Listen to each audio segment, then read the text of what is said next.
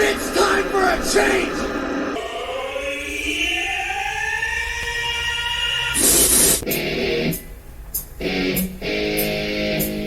I have so much anger. I feel like I've been raped. In the face! Great Scott. At no point in your rambling were you even close to anything that could be considered a rational thought. I guess you just discovered a new element! Just the element of surprise.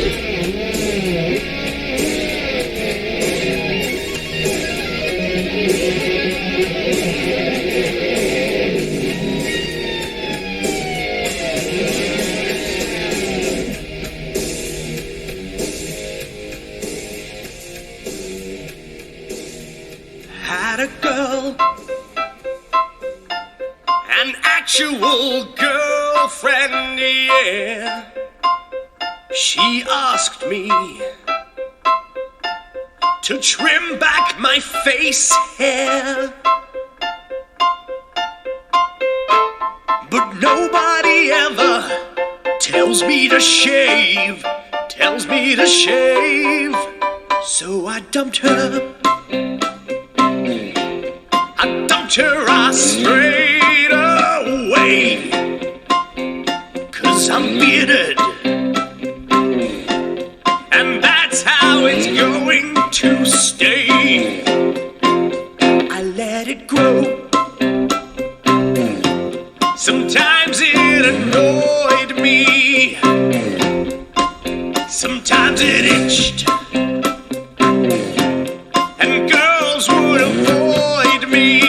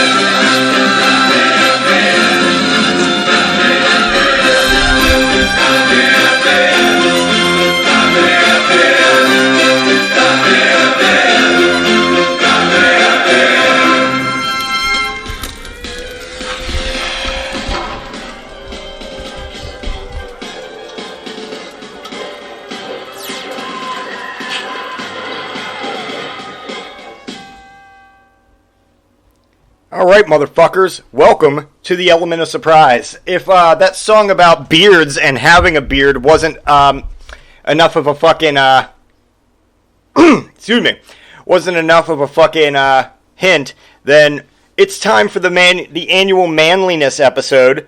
So let's prepare for manliness by doing the most manly things we can. First off, let's all take a minute to drink a glass of Scotch whiskey and eat a 24-ounce steak. Then we can all prepare for manliness by drinking a glass of Scotch whiskey, eating a 24-ounce steak, grabbing our women and thunderfucking them to new levels of ecstasy, uppercutting a 2,000-pound Kodiak bear out of our way, and to go knock down trees with our bare hands. This is the Element of Surprise. My name is Chadwick J. Sewitt, and it is time to get manly. You can check out all the manliness of the Element of Surprise at eosmentallyirregular.podbean.com, and check out our Manly Facebook page at facebook.com/eosmentallyirregular. Make sure you type in mentally irregular and not mantily irregular, which I know one would be apt to do with how manly we're about to get. So it is 2020, and if we're going to be manly in the year of 2020, after every fucking thing that's happened so far, if you're going to be manly in the year 2020, it's kind of an uphill climb. You've got an uphill climb ahead of you. But that doesn't mean anything, because manly men only climb uphill everywhere they go, always. So let's start with some manly things that you can do to start your day, just to get in the manly mindset, alright? First, punch something. Doesn't matter what. A pillow, a punching bag, a window, a pack of pissed off Timberwolves. It doesn't matter. Just fucking punch something. Next, try your hand at drinking a pot of coffee. Just black, straight from the pitcher. Or if you're drinking it on the move, you have to drink it from a large stainless steel thermos that weighs no less than 5 pounds. So that way you can get a nice warm up on your arm workout in by lifting the steaming hot beverage to your lips every time you take a gulp. But just make sure that you alternate arms and switch arms between every gulp so that way you stay balanced. That's manly. You can follow that up by dragging fallen trees into the woods. Just wrap a thick leather strap or your belt around them and just get to dragging. Just drag the trees off of your property or anybody else's back into the woods. And now once you're done with that, it should be around 5 a.m. So you better get ready for work with a good breakfast. Now, what do we cook for breakfast? What are we going to have for breakfast, manly men? Well, you got to cook yourself the perfect manly breakfast, which consists of 6 eggs, 2 pounds of thick-cut back bacon, a single piece of buttered toast, a small glass of orange juice, which you made by squeezing the oranges with your bare hands over top of a glass, and another pot of black coffee. So, that's your breakfast. Now we're ready to begin our manly day. What can we do now that we've had a manly breakfast and we've gone off to our manly job? Well, first off, your manly job is easily going to be, something where, like, you teach people to drink whiskey, or, you lift cars above your head with your bare hands. Maybe something where you single-handedly invade a terrorist stockade and, take out enemies of America, 80s style, with just a bow and arrow. Maybe you're going to ram a tank into a helicopter, or jump a tank over a ravine. Something manly. That's what you've got to do for work. Maybe your work involves animals, and so, nope, I'm not saying you work at the zoo, and nothing like that. Maybe your work is a little bit more manly with the animals, so maybe you protect people who work on Alaskan pipelines from vicious Alaskan wolves, like Liam Neeson in that movie The Grey, where he ends up fighting wolves. One of the most manly movies of all time.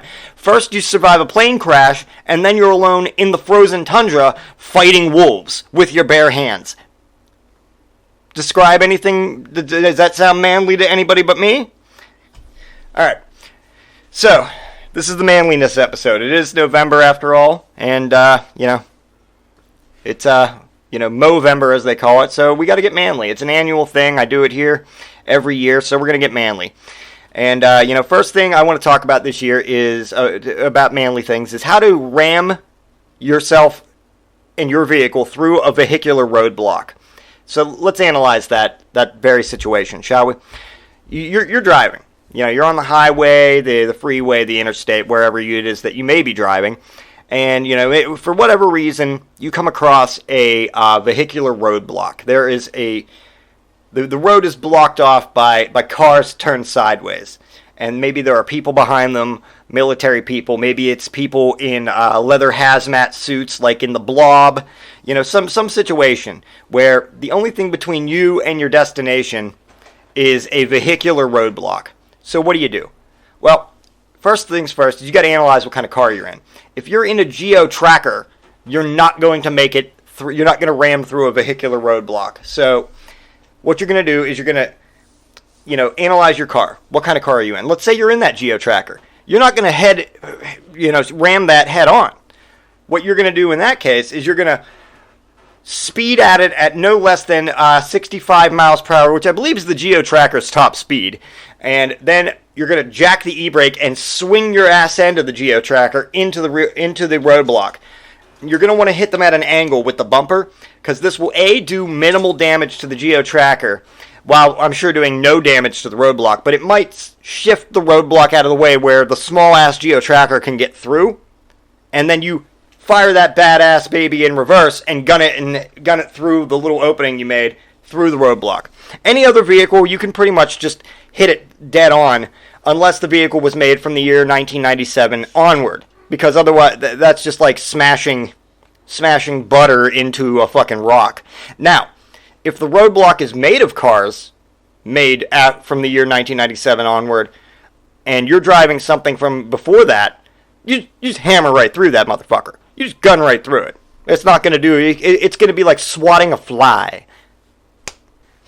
So, let's say you're on a motorcycle and you come across a vehicular roadblock. Do you go around it? No, you do not. Can you go around it? Sure. If you want to be a fucking, if you rather be at home having a tea party with the women, go around it. But if you're going to be manly, you got to look for any piece of debris that's going to give you a launch, that's going to launch you over the roadblock. And that is how you're going to get past the vehicular roadblock on a motorcycle. That's the manliest way to fucking do it. Now, if you're in like a military vehicle, like a tank or something like that, of course you just go right through it. Any chance to use the tank to smash is worthwhile, unless, of course, you have the chance to jump the tank over a ravine, in which case, as previously said, do that. Let's talk about some manly phrases from the past. There are some manly phrases that just, they fell out of use as manliness went downhill, and as you can tell from the men of the world in the year 2020, manliness is at an all-time low. I'd say being manly is at an all-time low. And I know what you're going to say, but Chad, there are beards everywhere. Well, as much as I hate to admit it, having a beard does not a man make. I know, it saddens me just as it saddens all of you. It's okay. As manly men, we're allowed to shed 3 tears a year, and I think we might have at least one left to shed this year before 2020 is over. So go ahead and shed that personal tear now over the fact that that having a beard does not necessarily make you a man. But let's look at some manly phrases from the past that we could bring back to increase the manliness of the world in the year 2020. Now, there was a term that was used in the past by manly men for a person whose face was very red. Like if a person's face was very, very red from anger or from being tired or from being winded, they would say that they're an admiral of the red. An admiral of the red. Where the hell did that phrase go? Where did it come from? Manliness is where it came from. But where did that go? I deal with angry people on a daily basis. Calling them an admiral of the red and having them look confused at me is definitely a highlight of my day. So why are we not doing this? Now, there's another phrase. Anointing. Now, I know what you're thinking. Anointing? That's just a word. People get anointed all the time.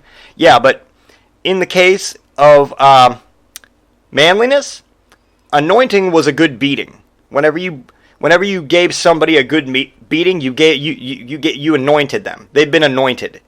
Back in the day, if somebody whipped out their gun and fired at you, they were taking aim with their barking iron. Not a gun, not a pistol, They're barking iron. Maybe you had somebody who was out of breath, especially somebody who was winded. That they were a bellows to mend. That means that they were, their lungs capacity was low, and that the breath had been taken away. They were bellows to mend. Maybe you ran into a bunch of blind monkeys in your manly trek across the world. Now, blind monkeys were an imaginary collection of zoological gardens, which are supposed to receive care and attention from persons fitted by nature for such office, and for little else. An idle and useless person is often told that he is only fit to lead the blind monkeys. So if you meet a useless person, they're only fit to lead the blind monkeys. Now, maybe you as a man got into fisticuffs with another man. Maybe you couldn't shut your bone box long enough to save your own skin, and another manly man punched you in the eye. Well, now you've got a blinker, a black eye, a blinker. Oh, I couldn't shut my bone box long enough, and he gave me a blinker. That's fucking manly. Bone box, by the way, is your mouth. Now, maybe you've run into a bully trap. What's a bully trap, you say? Well, it's a manly thing. It's a brave man with a mild or effeminate appearance, by whom the bullies are frequently taken in. So you take a look at me. I don't look like much. I'm 140 pounds. I don't look like I'm in any athletic shape. But I'm rather brave, and I am a man's man. So, bullies were often taken in by me. And true story. Let me back down my manly swag here and tell you guys a true story. Whenever I was in, I think it was 11th grade, I was in Votech. And there was a class across the hallway from ours where they would give haircuts. And at the time, many of you who know me know that I had, many colors of hair, be it blue or pink or green or whatnot. So oftentimes I had to go and get my hair bleached. I didn't know how to do it. So I'd go across the hall to the cosmetology class and get my hair bleached there. And there was a girl there named Ashley who would bleach my hair for me. Now her boyfriend, whose name was Derek, was a complete asshole. And he didn't like anybody even talking to Ashley. So the fact that she'd be like, "Oh, hey Chad, you coming over to get your hair bleached?" To him, that made me a threat. Why? I don't fucking know. Because that dude was stacked and fucking looked like he could fucking eat, looked like he woke up in the morning and grabbed a handful of fucking nails and thumbtacks and just ate them in a manly manner. Maybe he did, not in a manly way. Maybe he just did that because he was fucking psychotic. I don't know. So anyway, long story short, I'm out getting they had these vending machines there. So I leave my class to go get something to drink from the vending machine. And I turn around and there's Derek and 3 fucking goons of his. One of his friends was easily 6'2", fucking 300 pounds. From the welding class, and Derek's like, "Hey man, I just wanted to let you know that a pussy like you shouldn't even be going around my girlfriend. I want you to stay away from her." I'm like, "Dude, I got no interest in your girlfriend. She just bleaches my hair." He's like, "Good, so you can stay away from her then, or I'm gonna kick your ass." And being the bully trap that I am, the brave man with a mild or effeminate appearance, I took a look at Derek and I took a look at the situation I was in. There's 4 people against me. Now, for those of you that know Chadwick J. Sewitt, you don't need 4 people to kick my ass. You maybe need 1. Maybe. But Derek brought 3 others just to be on the safe side, I guess. So I took a look at the situation, and I could have been a pussy and been like, "Oh, yeah, no problem, Derek, I'm sorry, I'll stay away from her. I'll stay away from her. I'm Uncle Arthur from Bewitched." Meh. No, what I did is I could have done that, but instead I'm like, okay, so let's look at this situation. I have no interest in your girlfriend. All she does is bleach my hair. But you got your 3 little friends to come fucking, I guess, intimidate me or something. So let's look at this logically. 1, you guys kick my ass. Okay, not that hard. This fucker looks like he could eat me in one bite, and you got 2 other fuckers with you, so that's 4 fucking people total. So you beat the shit out of me. You don't look too good. Wow, Derek and 3 other guys kicked Chad Sewett's ass? Okay, that must have been real hard. Derek's a real fucking asshole. He's a real fucking pussy. That's how you're gonna look. Or, let's look at this the other way. Let's say by some fucking miracle.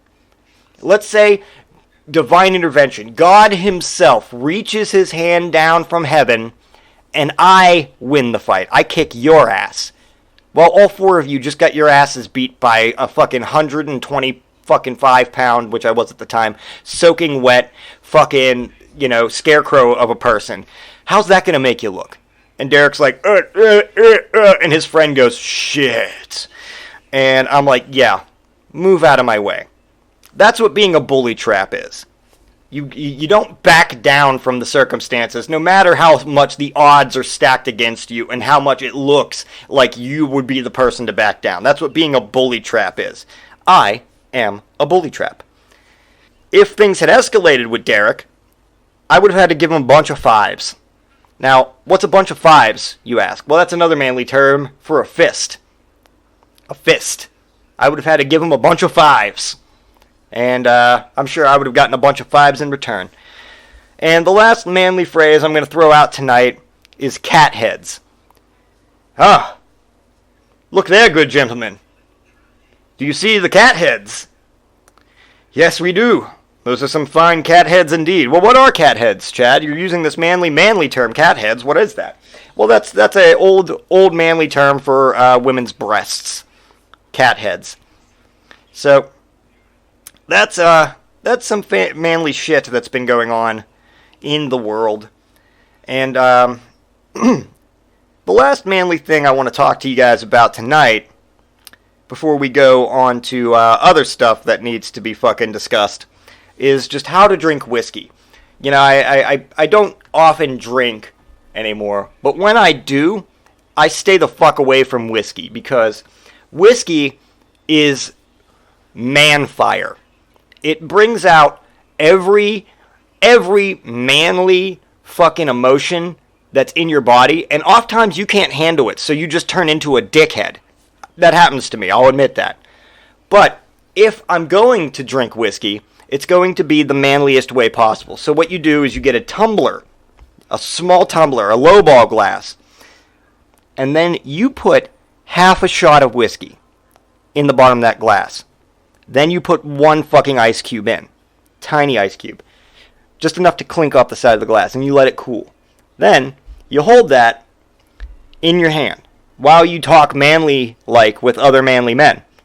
Then you gulp it down. That's it. That's the whiskey. That's all you've needed. You don't need any more. You don't need any more for that night. You've just drank whiskey in the manliest fucking way possible. If you go and you get a whole bottle of whiskey and you drink the whole fucking bottle, you're just a drunk or an asshole. But if you take the one tumbler with the small glass of whiskey and you just drink that in one gulp and you're just done with the whiskey because that's all you needed. You don't need whiskey to tell you you're a man. You're a man, which is why you tell the whiskey how you are. Follow? Savvy? Good. Alright. So, I guess 2020 wasn't that manly of a year, so I didn't have that many manly things to bring up. And keep in mind that you're talking to a guy that woke up the other day and watched fucking Predator, Terminator, Rambo, RoboCop, and Rocky just to start his day. These were manly things. There isn't that much manliness going around in 2020, so you gotta bear with me, listeners, and I apologize. I wish I had more manliness to give you. I wish that I alone could remanify the world. I know it's hard. I know that sometimes I disappear for months on end, like the proverbial trailer park dad who's leaving to go get a pack of smokes and a scratch-off ticket. But I always come back, because I'm a real man. And I know that simply by staring at my unshaven, grizzled looks, all of your female counterparts have been impregnated. I understand that. But I cannot remanify the world alone. So you've got to bear with me, and you've got to give me that. I give you tips on how to be more manly, but I'm manly enough to admit that I can't remanify the world by myself. I need you other manly men to man up and help me. Let's get together and let's man up. So, that said, there are some things that have been going on in my real life that I just got to talk about. Many of you know that I have, for 19 years off and on, worked retail. And in doing so, have encountered many of the public people, far too many of the members of the public. Far too many members of the public. And I'm just going to tell you about a few of them right now.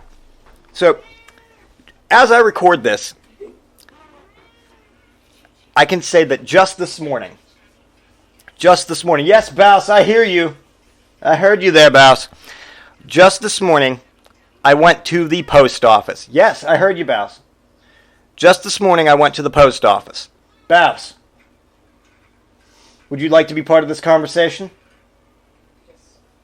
So, just this morning, I went to the post office, okay? And I'm so fed up with the public in general that having to stand in line at the post office is like the bane of my existence. It's like wrapping my eyes in thorns. It's like shoving my face into a thorn bush. So, but, it's part of life. I had to go to the post office, so I had to stand in line. I had a parcel that needed shipped, which is, by the way, manly. That's how men do it. We ship parcels. We don't email things, and we don't, lick stamps. We wrap it in boxes, and we ship it. So, anyway, I'm at the post office, and I'm standing in line, and there's a shitload of people in there, and the lady in front of me has under her arm a stack of envelopes, of which she later said to the teller in front of me that there were 28. Whenever it was her time, because she was right in front of me, she had 28 envelopes. How many tellers were available at the post office in Murraysville? Just one. Just one, because apparently that's all that they needed. You only need one teller at the fucking post office at the end of November, when people are going to be doing fucking shipping for Christmas. You only need one fucking person working there. So the lady with the 28 fucking envelopes in front of me gets up in line. And she's like, okay, I have 28 envelopes I need to send out. And the teller goes, okay. And how much do they weigh? And she goes, oh, you'll have to weigh them. They're all the same. So the teller takes one of the envelopes and weighs it and says, okay, this is how much it weighs. This is how much postage will cost on it. Do you just want that many stamps, 28 stamps, based off that weight of that postage? That's the logical way to go, right? That's how you would do it, right? No, not this woman. She's like, nope, just weigh all of them. Not together, individually. Just take your time to individually weigh and charge me for each individual envelope's weight. And everyone else can wait in line, because I'm not sure that each of these exactly the same size 8x10 fucking shipping envelopes with 2 pieces of paper apiece inside them are going to weigh exactly the same and cost the exact same for fucking postage. So you need to individually weigh all 28 of them one at a time. So we're just going to hold up a line while each of my fucking envelopes gets weighed, and then I'm going to ask 6 questions about each envelope. Okay, well, this one weighs the same as the last one. Are you sure? Yes. Okay, because that one needs to go somewhere else. No, okay, so what? The address you wrote on the fucking envelope is longer, so that means it weighs more? No. You weigh the fucking things, or here's a better idea.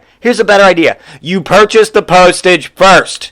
You fucking retard. The fucked up thing is, she wasn't an old woman or anybody that I could yell at about it. She was like 45. I'm almost 40 myself, so she was like 6 years older than me, 6 or 7 years older than I am. And she's like, no, please weigh each individual fucking envelope by themselves, one at a time, and then I'm going to ask you questions about each envelope, and then we'll get through all 28 of them. I had one fucking parcel under my fucking arm that I just needed to drop off. But Again, there's one fucking person working there. So I've got to wait. I've got to wait for 28 envelopes to get asked fucking 6 questions. Let's do some math. I know I don't really like math, but let's do some fucking math on this. Let's say we have 28 envelopes.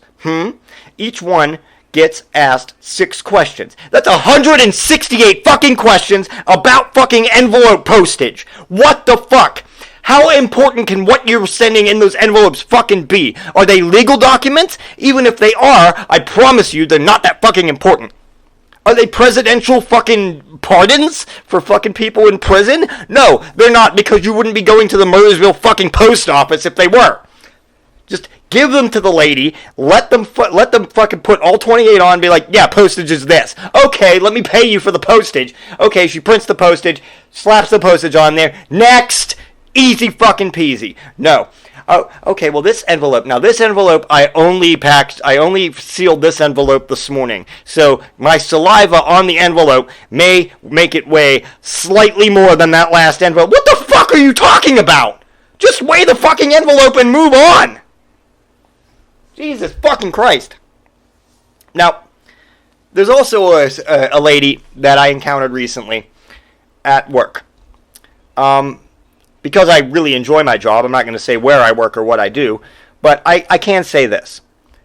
On the day that she came in, I was the only working employee because it was Sunday and we don't need more than one person on Sunday because Sundays usually aren't that busy. That said, it was during a small rush. So I was helping about 4 people at once. And this woman comes in to get a particular item. We didn't have that particular item.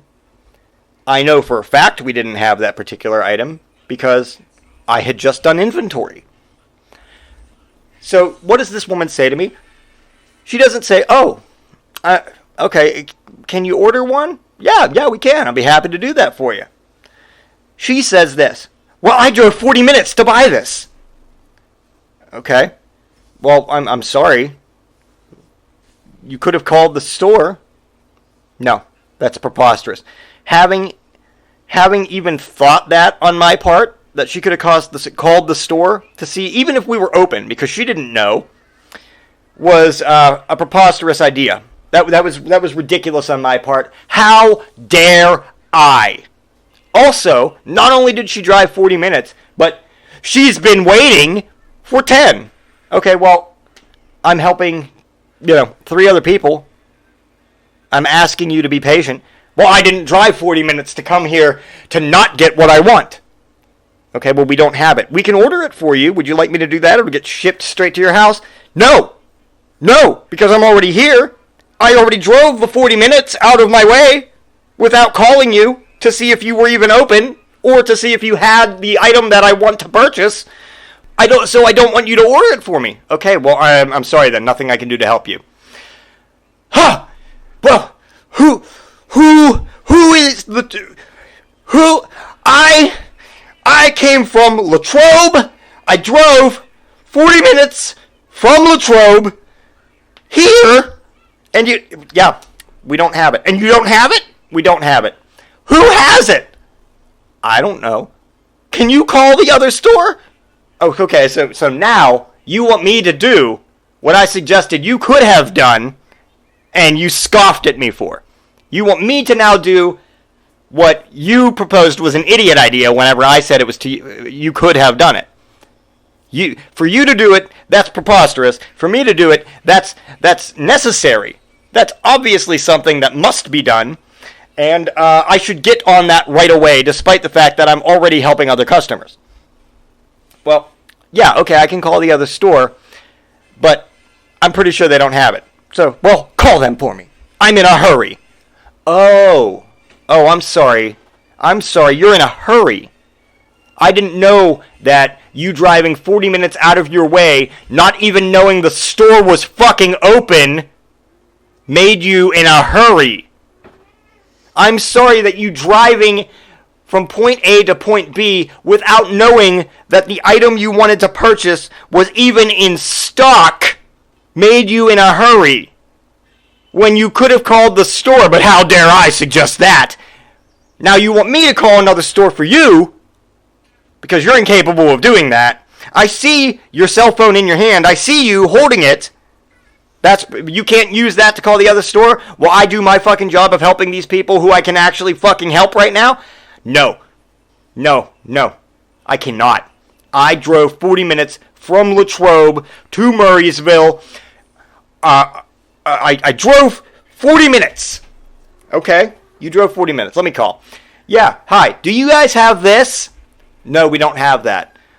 Okay, I'll let them know. Thank you. No, they don't have it. Who has it? I don't fucking know! Get out of my goddamn store! It was literally to a point, and I'm not exaggerating here, it was literally to a point that other customers were, like, talking at her and saying, like, you could have called the store. You should have just called. You can call the store. You know, this guy's busy. He's trying to help you. He's being very accommodating. And she's like, well, how far did you have to drive? How far did you have to drive? Like, the other people's distances, the other customers' distance they drove makes her more important than them. Because she's an entitled white person in the year 2020 who wanted to get the items she wanted to get.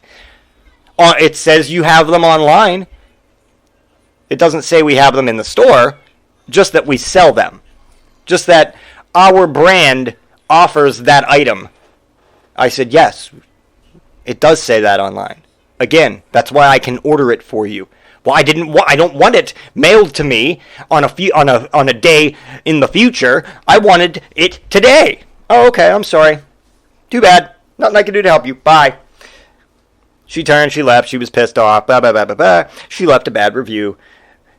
Only one person working. Didn't even have what I wanted.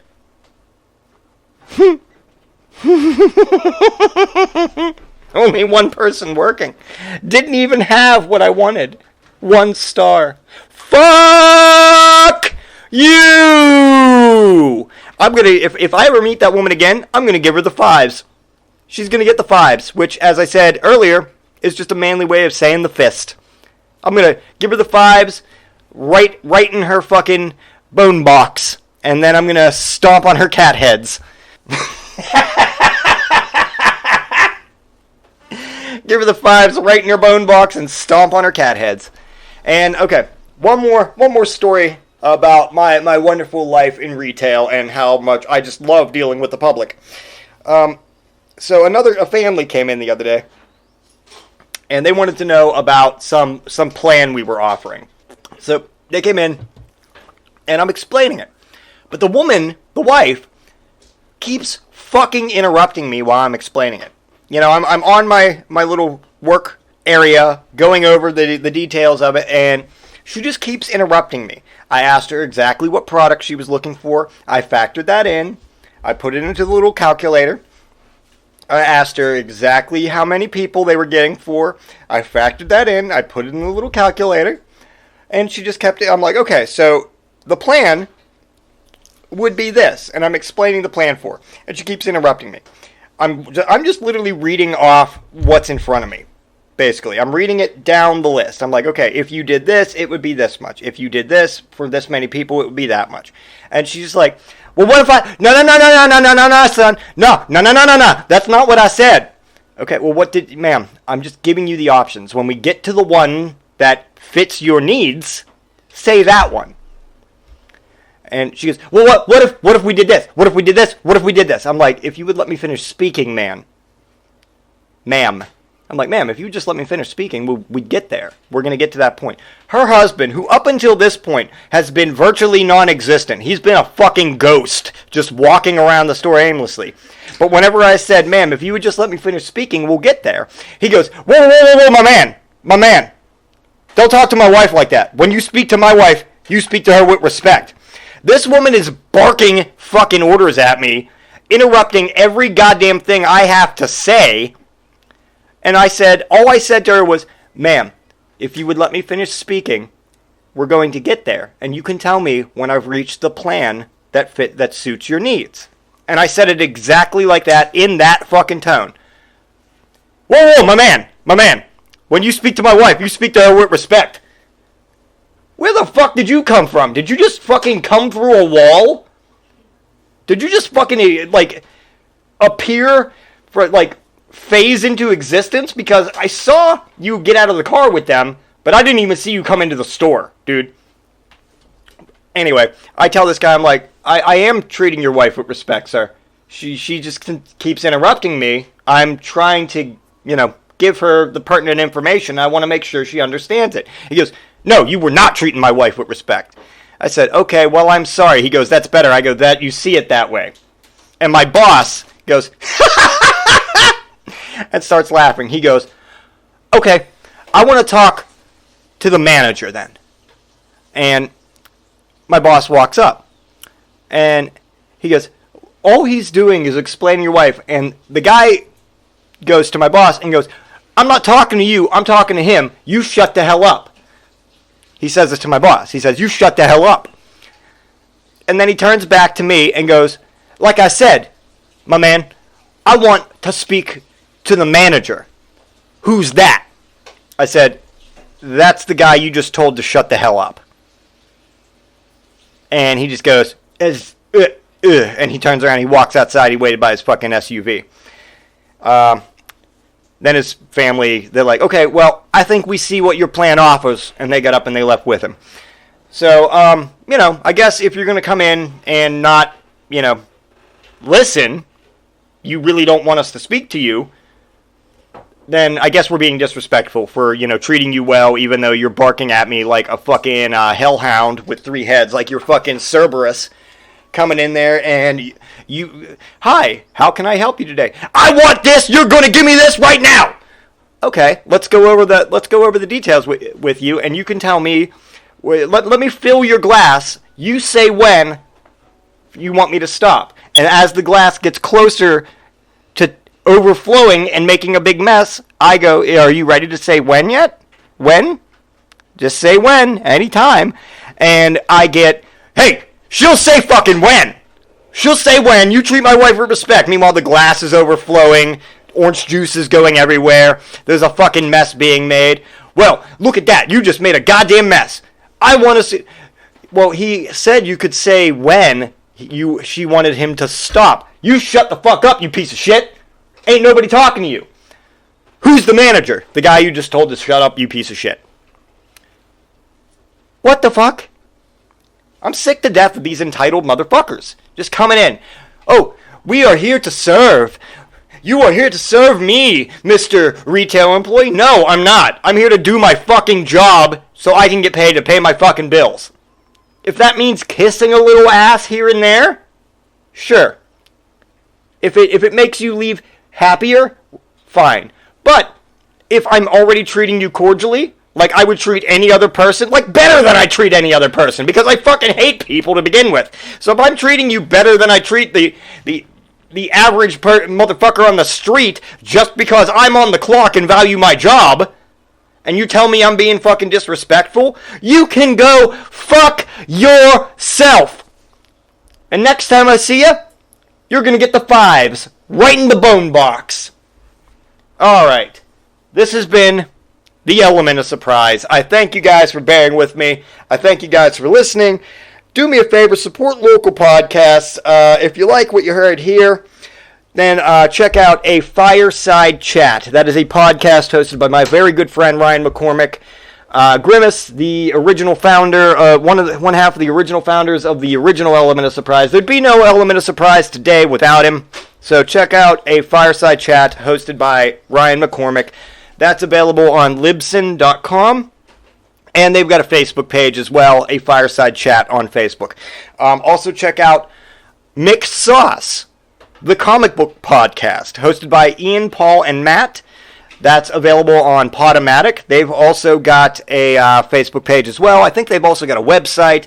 They've also got a Patreon and a second podcast called the McSauce Private Reserve, which is just a little bit more than you get on the regular McSauce podcast. But it's all worthwhile. And then, of course, check out Case in Point, hosted by Justin Case. That's available on Audio Boom. That said, I thank everyone for listening, and as usual, it's hard to stay manly in 2020, but we can do it. We can do it if we band together. So stay manly, my friends, and cue the fucking bear music!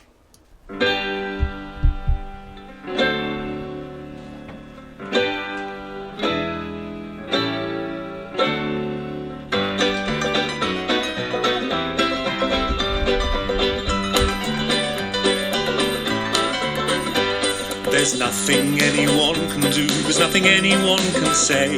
There's little can be done right now to make this go away.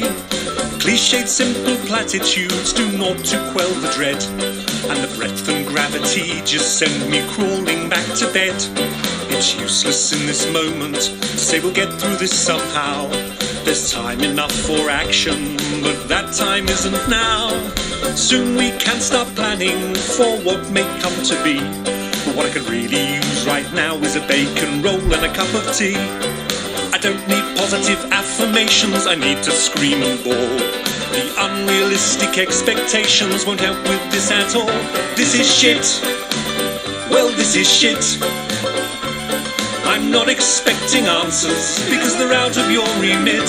I'm not looking for solutions, just for someone to admit that this is shit, this is shit, this is shit. You're trying to be helpful, and that is always nice.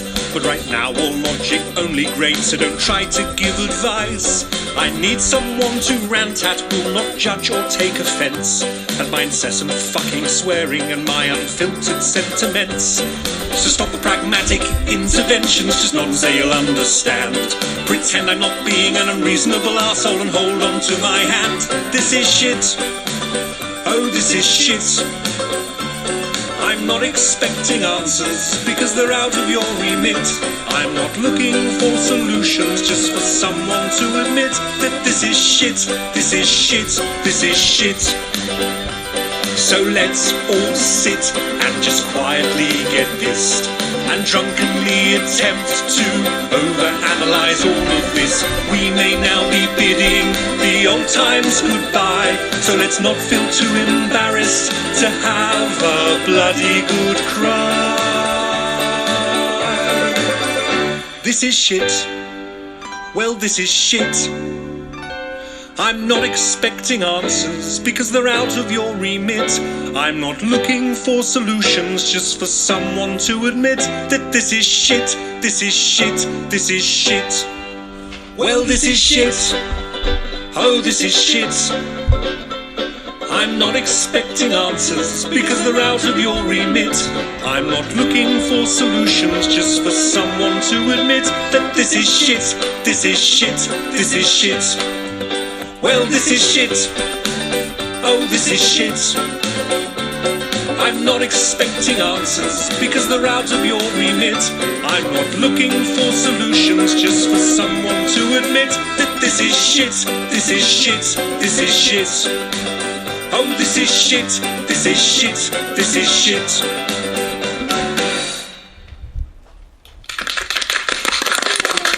That was up to shit. That was up to